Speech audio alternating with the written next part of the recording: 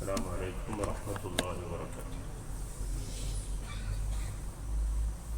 البحور الزاخرة في علوم الآخرة എന്ന ഗ്രന്ഥത്തിൽ രേഖപ്പെടുത്തിയ ഒരു സംഭവമാണ് ഇന്ന് നമുക്ക് പറയാനുള്ളത്. മഹാനായ ഇബ്നു ഹജറിൽ ഹൈതമി റളിയല്ലാഹു അൻഹു പറയുന്നു എന്ന് പറഞ്ഞുകൊണ്ട് മഹാനായ സൈനുദ്ദീൻ മഖ്ദൂം റളിയല്ലാഹു അൻഹു ഉദ്ധരിച്ച സംഭവമാണ്. അന്ന റജുലൻ ഗനിയൻ ഹജ്ജ, നല്ല ധനികനായ ഒരാൾ ഹജ്ജിന് പോകാൻ തീരുമാനിച്ചു. ഫൗദഅ ആഖറ മൗസൂമൻ ബിൽ അമാനത്തി വസ്സലാഹി 1000 ദീനാരിൻ ഹത്താ യഊദ മിൻ അറഫ. അറഫ കഴിഞ്ഞ് തിരിച്ചു വരുന്നത് വരെ 1000 സ്വർണ്ണ നാണയം വേറെ ഒരാളുടെ കയ്യിൽ കൊടുത്തേൽപ്പിച്ചു. അദ്ദേഹം പോയി. ഞാൻ ഹജ്ജ് കഴിഞ്ഞ് വന്നിട്ട് തിരിച്ചു തന്നാൽ മതി എന്ന് പറഞ്ഞിട്ട് വേറൊരാളുടെ നല്ല അമാനത്തുള്ള വിശ്വസ്തനായ ഒരാളെ ഏൽപ്പിച്ചു. അദ്ദേഹം ഹജ്ജിന് പോയി. ഫലമ്മ ആദ, ഹജ്ജ് കഴിഞ്ഞ് അദ്ദേഹം തിരിച്ചു വന്നപ്പോൾ വജദഹു ഖദ് മാത്, ആ വിശ്വസ്തനായ തൻ്റെ അയൽവാസിയായ ആ മനുഷ്യൻ മരണപ്പെട്ടിരിക്കുന്നു. അപ്പോൾ ഫസഅല വറസതഹു അനിൽ മാലി, തൻ്റെ സ്വത്തിനെ കുറിച്ച് അനന്തരാവകാശികളോട് ചോദിക്കുകയുണ്ടായി. ഞാൻ ഇന്ന ആളരികിൽ 1000 സ്വർണ്ണ നാണയം കൊടുത്തേൽപ്പിച്ചിട്ടുണ്ട്. ദീനാർ എന്ന് പറഞ്ഞാൽ അതാണല്ലോ, സ്വർണ്ണ നാണയത്തിനാണ് ദീനാർ എന്ന് പറയാം, വെള്ളി നാണയത്തിനാണ് ദിർഹം എന്ന് പറയുന്നത്. അതുകൊണ്ട് ഈ കഴിഞ്ഞ ദിവസം മരണപ്പെട്ടു പോയ ആളുടെ അരികിൽ ഞാനിങ്ങനെ 1000 സ്വർണ്ണ നാണയം കൊടുത്തേൽപ്പിച്ചിരുന്നു. മൂപ്പര് മരണപ്പെട്ടു പോയല്ലോ, എന്താ ചെയ്യാ? അത് അന്വേഷിച്ചു വന്നപ്പോൾ ഫലം യകുൻ ലഹും ബിഹി ഇൽം, അതിനെക്കുറിച്ച് അവർക്ക് ഒരു വിവരമില്ല. ഞങ്ങൾ അറിഞ്ഞിട്ടില്ല അങ്ങനൊരു സ്വർണ്ണ നാണയം കൊടുത്ത വിവരം എന്ന് അനന്തരാവകാശികൾ പറഞ്ഞു. അപ്പോൾ ഇദ്ദേഹം എന്ത് ചെയ്തു? ഫസഅല ഉലമാ മക്ക, മക്കത്തുള്ള ആലിമീങ്ങളെ അദ്ദേഹം സമീപിച്ചു. ഞാൻ ഹജ്ജിന് പോയപ്പോൾ ഇന്നാലിന്ന ആളുടെ അരികിൽ 1000 സ്വർണ്ണ നാണയം കൊടുത്തേൽപ്പിച്ചിരുന്നു. വന്നപ്പോൾ അയാൾ മരണപ്പെട്ടു പോയി. അനന്തരാവകാശികൾ പറയുന്നത് ഞങ്ങൾ അറിഞ്ഞിട്ടില്ല, അതുകൊണ്ട് തരാൻ പറ്റില്ല എന്നാണ്. എന്താ എനിക്ക് പരിഹാരം ചോദിച്ചു. ഫഖാലു, അപ്പോൾ അവർ പറഞ്ഞു, നമ്മൾ പ്രതീക്ഷിക്കുന്ന പരിഹാരമല്ല പറയുന്നത്. ഫഖാലു, അവർ പറഞ്ഞു, ഇദാ കാന നിസ്ഫുൽ ലൈൽ, നിങ്ങളെ ആ സ്വർണ്ണ നാണയം കിട്ടാനൊരു പണിയുണ്ട്. നിങ്ങൾ രാത്രി പകുതിയാകുമ്പോൾ ഫഅതി സംസം, സംസം കിണറിന്റെ അരികിൽ ചെല്ലണം. എന്നിട്ട് വല്ലുറുഹു ഫീഹ, അതിലേക്ക് നോക്കണം. വനാദി, എന്നിട്ട് ഇങ്ങോട്ട് വിളിക്കണം, യാ ഫുലാൻ ബിസ്മിഹി. നിങ്ങൾക്ക് സ്വർണ്ണ നാണയം തരാനില്ലേ, അദ്ദേഹത്തിന്റെ പേര് വിളിച്ചിട്ട് കിണറ്റിൽ നോക്കിയിട്ട് നിങ്ങൾ അദ്ദേഹത്തിന്റെ പേര് വിളിക്കണം. സംസം കിണറിന്റെ അരികിൽ ചെന്ന് രാത്രിയാകുമ്പോൾ, രാത്രി പകുതിയായതിനു ശേഷം സംസം കിണറിന്റെ അരികിൽ ചെന്ന് അതിലേക്ക് ഇങ്ങനെ നോക്കിയിട്ട് വിളിക്കണം. ഇത് സ്വർണ്ണ നാണയം തരാനുള്ള ആളുടെ പേര് വിളിക്കണം. ഫഇൻ കാന മിൻ അഹ്ലിൽ ഖൈരി, അദ്ദേഹം ഒരു നല്ല മനുഷ്യനാണെങ്കിൽ, നല്ല മനുഷ്യന്മാരുടെ കൂട്ടത്തിൽപ്പെട്ട ആളാണെങ്കിൽ, ഫയുജീബുക മിൻ അവ്വലി മർറ, ഒറ്റ പ്രാവശ്യം വിളിക്കുമ്പോൾ തന്നെ അയാൾ വിളി കേൾക്കുന്നതാണ്, ഉത്തരം നൽകുന്നതാണ്. ഉലമാ, മക്കയിലെ ഉലമാ കൊടുത്ത ഫത്വയാണ്. ഫദഹബ, അങ്ങനെ ഇത് കേട്ടുകൊണ്ട് അദ്ദേഹം പാതിരാ സമയത്ത്, രാത്രി സമയത്ത് പോയി വനാദ ഫീഹ, സംസം കിണറിലേക്ക് തലയിട്ടുകൊണ്ട് വിളിച്ചു. ഫലം യുജിബുഹു അഹദുൻ, പക്ഷേ മറുപടിയൊന്നും കിട്ടിയില്ല. ഫഅഖ്ബറഹും, അപ്പോൾ അദ്ദേഹം തിരിച്ചു വന്നിട്ട് ഉലമായിനോട് പിന്നെയും പറഞ്ഞു, ഞങ്ങൾ പറഞ്ഞതുപോലെ സംസം കിണറിന്റെ അരികിലേക്ക് ചെന്ന് വിളിച്ചു നോക്കി, പക്ഷെ ഒരു ഫലവും ഉണ്ടായില്ല എന്ന് പറഞ്ഞു. ഖാലു, അപ്പോൾ ഉലമാ പറഞ്ഞു, ഇന്നാ ലില്ലാഹി വ ഇന്നാ ഇലൈഹി റാജിഊൻ. ഇന്നാ ലില്ലാഹി വ ഇന്നാ ഇലൈഹി റാജിഊൻ. എന്താ പടച്ചോനെ ഈ കേൾക്കുന്നത്? നഖ്ശാ അൻ യകൂന സാഹിബുക മിൻ അഹ്ലിൻ നാർ, സംസം കിണറിൽ ചെന്നിട്ട് വിളിച്ചപ്പോൾ വിളി കേൾക്കാത്തതിന്റെ കാരണം നിങ്ങളോട് സ്വർണ്ണ നാണയം വാങ്ങിയ അദ്ദേഹം ഉണ്ടല്ലോ, അദ്ദേഹം നരകത്തിൽപ്പെട്ട ആളാകാനാണ് സാധ്യത. അദ്ദേഹം ഒരു സ്വർഗക്കാരനും ഖൈറിന്റെ അഹലുകാരനുമായിരുന്നെങ്കിൽ സംസം വെള്ളത്തിൽ നിങ്ങൾ വിളിച്ചപ്പോൾ വിളി കേൾക്കണമായിരുന്നു.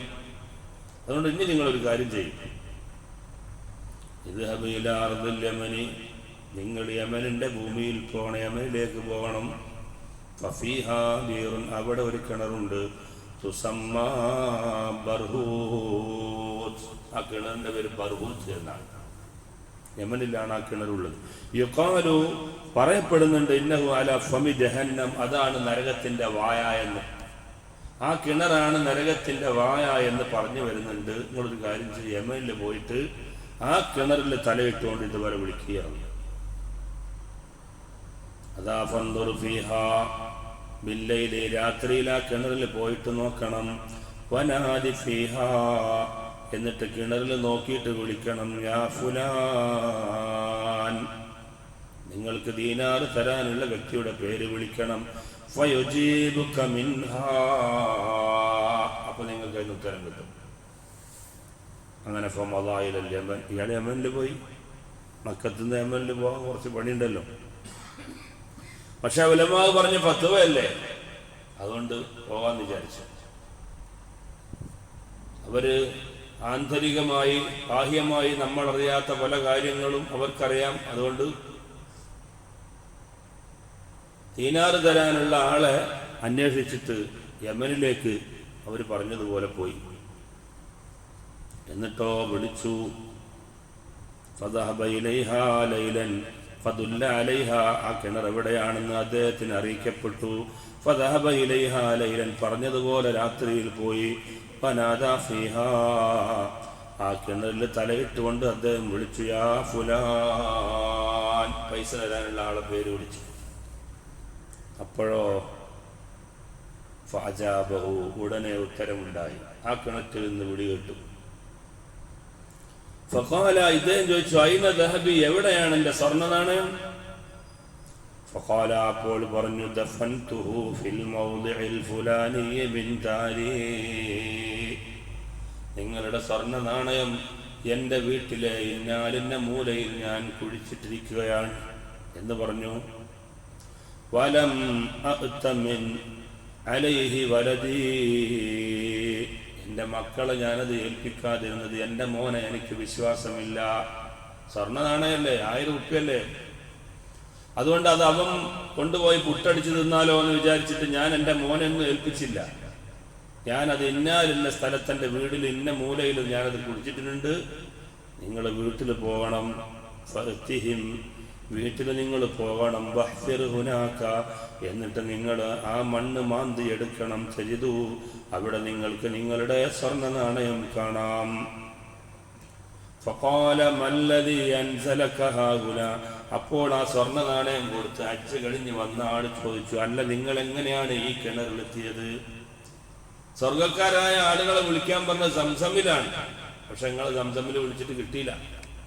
ഇത് നരകത്തിന്റെ വായ എന്നറിയപ്പെടുന്ന ബർഹൂത്ത് കിണറിൽ വിളിച്ചപ്പോൾ നിങ്ങളെ കിട്ടി, നിങ്ങളിപ്പോ നരകത്തിലെത്തിയത് എങ്ങനെയാണ് എന്ന് ചോദിച്ചു. വഖദ് കുൻതു അദുന്നു ബിക്കൽ ഖൈറ, നിങ്ങളൊക്കെ ഒരു നല്ല മനുഷ്യനാണെന്നാണ് നമ്മൾ വിചാരിച്ചത്. എങ്ങനെയാണ് നിങ്ങൾ ഈ കിണറിലെത്തിയത്? ഖാല, അപ്പോൾ പറഞ്ഞു, കാനത്ത് ലി ഉഖ്തുൻ ഫഖീറ, എനിക്ക് ഒരു സഹോദരി ഉണ്ടായിരുന്നു, വളരെ പാവപ്പെട്ടവളായിരുന്നു. ഹജർതുഹാ, പക്ഷേ ഞാൻ അവളോട് മിണ്ടാട്ടം മാറ്റി, ഞാനും അവളുമായിട്ടുള്ള ബന്ധം വിച്ഛേദിച്ചു. മിണ്ടിയിട്ട് കാലങ്ങളേറെയായി. വകുൻതു ലാ അഹ്നു അലൈഹ, എനിക്ക് അവളോട് ഒരു സ്നേഹവുമില്ല, ഞാനൊരു വാത്സല്യവും കാണിക്കുന്നില്ല. അവളുമായിട്ടുള്ള കുടുംബ ബന്ധം വിച്ഛേദിച്ച് ജീവിക്കുന്ന ആളായിരുന്നു ഞാൻ. അതുകൊണ്ട് ഫഅഖബനില്ലാഹു ബിസബബിഹാ, അതിൻ്റെ കാരണം കൊണ്ട്, അവളോടുള്ള വിച്ഛേദത്തിന്റെ കാരണം കൊണ്ട് അല്ലാഹു എനിക്ക് നൽകിയ ശിക്ഷയാണ്. വഅൻസലനി ഹാദൽ മൻസില, അങ്ങനെയാണ് ഞാൻ ഇവിടെ എത്തിപ്പെട്ടത് എന്ന് ആ മനുഷ്യൻ പറഞ്ഞു. നിങ്ങൾ നോക്കൂ, കുടുംബ ബന്ധം വിച്ഛേദിച്ചതിന്റെ ശിക്ഷയാണ് ഈ ചരിത്രത്തിൽ നമുക്ക് കാണാൻ കഴിയുന്നത്. മഹാനായ ഇബ്നു ഹജറിൽ ഹൈതമി റളിയല്ലാഹു അൻഹു പറയുന്നു, വതസ്ദീഖു ദാലികൽ ഹദീസ് സ്വഹീഹ്, ഈ സംഭവത്തിനെ സാക്ഷ്യം വഹിക്കുന്ന ഹദീസാണ് നബി സല്ലല്ലാഹു അലൈഹി വസല്ലം തങ്ങൾ പറഞ്ഞത്, ലാ യദ്ഖുലുൽ ജന്നത ഖാതിഉൻ, കുടുംബ ബന്ധം മുറിച്ചവൻ ഒരിക്കലും സ്വർഗത്തിൽ പ്രവേശിക്കുകയില്ലെന്ന് സയ്യിദുനാ മുഹമ്മദ് മുസ്തഫ സല്ലല്ലാഹു അലൈഹി വസല്ലം. കുടുംബബന്ധം വിച്ഛേദിക്കുക എന്നത് വലിയ തെറ്റാണ്. കുടുംബബന്ധം മുറിക്കരുത്. കുടുംബബന്ധം മുറിച്ച ആളുകളുടെ തൗബ അല്ലാഹു സ്വീകരിക്കുകയില്ല, അവരുടെ പ്രാർത്ഥന അല്ലാഹു സ്വീകരിക്കുകയില്ല. അവരുടെ ഇബാദത്ത് തലയുടെ മേലെ ഒരു ചാണിന് മുകളിലേക്ക് ഉയർന്നു പോവുകയില്ല എന്ന് നബി സല്ലല്ലാഹു അലൈഹി വസല്ലം തങ്ങൾ പഠിപ്പിച്ച ഹദീസുണ്ട്. നബി സല്ലല്ലാഹു അലൈഹി വസല്ലം തങ്ങൾ ഒരു സദസ്സ് നോക്കിയിട്ട് പറയുകയുണ്ടായി, ഇതിലൊരാളെ ഞാൻ കാണുന്നുണ്ട്, അദ്ദേഹത്തിന്റെ ഇബാദത്ത് തലയുടെ മുകളിലേക്ക് ഒരു ചാണ് മുകളിലേക്ക് ഉയർന്നു പോകുന്നില്ല. ആരാണെന്ന് ഞാൻ പറയാതെ തന്നെ അറിയാം. അവരെത്രയും പെട്ടെന്ന് എണീറ്റ് പോയി അവരുടെ കൊച്ചാപ്പയുമായി ബന്ധപ്പെട്ട പ്രശ്നങ്ങൾ തീർക്കട്ടെ എന്ന് നബി സല്ലല്ലാഹു അലൈഹി വസല്ലം തങ്ങൾ പറഞ്ഞു. അപ്പോൾ ഒരു ആൾ എണീറ്റിട്ട് സദസ്സിൽ നിന്ന് പോയി. അത്രയും വലിയ ഗൗരവമുള്ള ഒരു വിഷയമാണ് കുടുംബ ബന്ധം മുറിക്കുക എന്ന് പറയുന്നത്. മഹാനായ ഇമാം ഖുർത്തുബി റളിയല്ലാഹു അൻഹു പറയുന്നുണ്ട്, ഈ പറയുന്നത് കൊണ്ടുള്ള ഉദ്ദേശം വൽ മുറാദു ബി ഖത്ഇർ റഹ്മി ഖത്ഉ മാ അലിഫൽ ഖരീബു മിൻഹു മിൻ സാബിഖിൽ വസ്ല വൽ ഇഹ്സാൻ ലിഗൈരി ഉദ്രിൻ ശർഈ.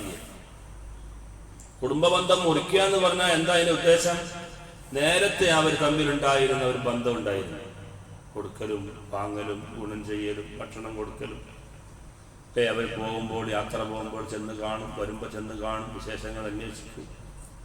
അങ്ങനെ നേരത്തെ ഉണ്ടായിരുന്ന ആ ഒരു ബന്ധം ഉണ്ടല്ലോ, അത് പിന്നെ ഇല്ലാതെയല്ല. ഇതാണ് നമ്മുടെ കുറേ കുടുംബങ്ങളുണ്ട്, നമ്മളുമായി ബന്ധപ്പെട്ട എത്ര കുടുംബങ്ങളുണ്ടാകും. പക്ഷെ അവരെ നേരത്തെ തന്നെ നമ്മൾ കാണുന്നില്ല, കേൾക്കുന്നില്ല, അറിയുന്നില്ല, അന്വേഷിക്കുന്നില്ല. അവരെ കുറിച്ചല്ല പറയുന്നത്.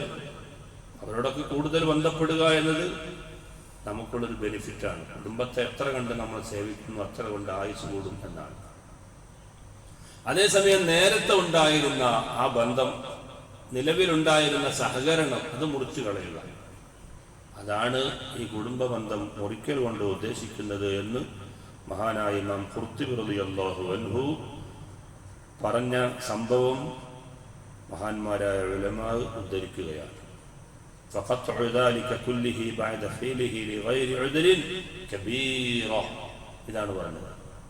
കുടുംബബന്ധം മുറിക്കുക എന്നത് വലിയ വൻ പാപമാണ് എന്ന് മഹാനായ സൈനുദ്ദീൻ മഖ്ദൂം റളിയല്ലാഹു അൻഹു രേഖപ്പെടുത്തുന്നു. ഇമാം ഖുർത്തുബി റളിയല്ലാഹു അൻഹു തഫ്സീറിൽ എഴുതുന്നു. അതുകൊണ്ട് വളരെ നമ്മൾ ശ്രദ്ധിക്കണം. പരമാവധി കുടുംബങ്ങളുമൊക്കെയായി സഹകരിച്ച് മുന്നോട്ട് പോകാൻ നമ്മൾ തയ്യാറാവുക. അല്ലാഹു സുബ്ഹാനഹു വ തആല കുടുംബ ബന്ധം വിളക്കി ചേർത്ത് നല്ല നിലയിൽ ജീവിക്കാൻ അല്ലാഹു നമുക്കൊക്കെയും തൗഫീഖ് നൽകുമാറാവട്ടെ. അർഹമുർ റഹീമായ റബ്ബേ, മഹത്തായ മജ്ലിസിന്റെ ബറക്കത്ത് കൊണ്ട് സാധുക്കളായ ഞങ്ങളുടെ സർവ്വ പാപങ്ങളും നീ പുറത്തു തരണേ റഹ്മാനെ. അല്ലാഹുവേ, ഞങ്ങൾക്ക് ആഫിയത്തുള്ള ദീർഘായുസ് നൽകണേ റഹ്മാനെ.